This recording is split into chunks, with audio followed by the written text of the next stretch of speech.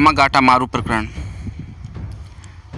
कामागाटा मारू ये एक जगह नहीं है, ना कोई आंदोलन और ना ही कोई क्रांतिकारी समूह का नाम। यह नाम है एक भाप शक्ति से चलने वाले जापानी समुद्री जहाज का। तो आइए चलते हैं इस जहाज की यात्रा पर। बात है तब की जब कनाडा सरकार ने भारतीयों पर एक प्रतिबंध लगाया। कनाडा सरकार के नियम के अनुसार कोई भी भारतीय कनाडा में नहीं घुसेगा जो भारत से सीधे कनाडा न आया हो, और उस समय यह बिना पड़ाव के लगभग असंभव ही था।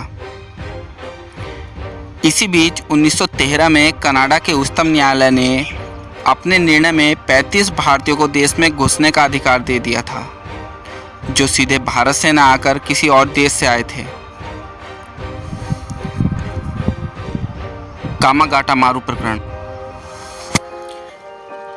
इससे उत्साहित होकर गुरुदीप सिंह, जो कि भारतीय मूल के सिंगापुर निवासी थे, उन्होंने कामागाटा मारू जहाज को किराए पर लिया और 376 यात्रियों के साथ कनाडा के बंदरगाह वैंकूवर के लिए निकल पड़े।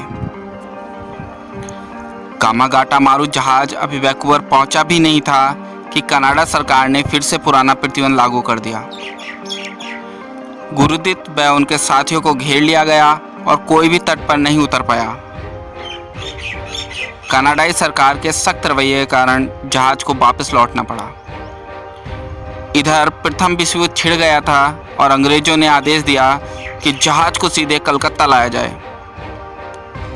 जहाज किसी तरह से कलकत्ता बजबज पहुंचा। सफर में परेशान यात्रियों और पुलिस के बीच बजबज में हिंसक संघर्ष हुआ, जिसमें 18 यात्री मारे गए और बाकियों को जेल में डाल दिया गया। बजबज कलकत्ता का बंदरगाह था। अंग्रेजों की ऐसी कार्रवाई ने यहाँ चल रहे आंदोलन में ऐसा काम किया जैसे आग में घी डालना। यहाँ जो स्वदेशी आंदोलन चल रहा था वह बहुत उग्र हो गया।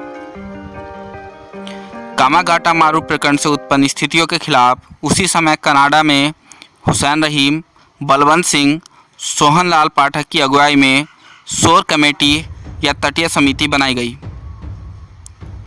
यह आग यहाँ तक नहीं रही। इस प्रकरण की आग संयुक्त राज्य अमेरिका तक फैली और वहाँ रह रहे भारतीयों भगवान सिंह, बरकतुल्ला, रामचंद और सोहन सिंह ने भी यात्रियों के समर्थन में आंदोलन चलाया। आंदोलन कहीं चले, लेकिन इनका कोई भी परिणाम नहीं निकल सका। तो ये था कामागाटा मारू प्रकरण। आइए रिवाइज कर लेते हैं। प्रकरण क्या है? कनाडा जाने वाले भारतीयों पर प्रतिबंध। 1913 कनाडा सरकार ने 35 भारतीयों को प्रवेश दिया। 1914 कामागाटा मारू जहाज का प्रस्थान। लीडर गुरुदीप सिंह। इसी बीच विश्व युद्ध प्रारंभ हो गया। जहाज को वापस लौटना पड़ा। वापस आने पर झड़प में 19 भारतीय मारे गए और अन्य को जेल में डाल दिया गया। शोर कमेटी की स्थापना हुसैन रहीम, बलवंत सिंह, सोहनलाल पाठक द्वारा। परिणाम, देश में भारतीय स्वतंत्रता आंदोलन उग्र हुआ। Thanks for watching.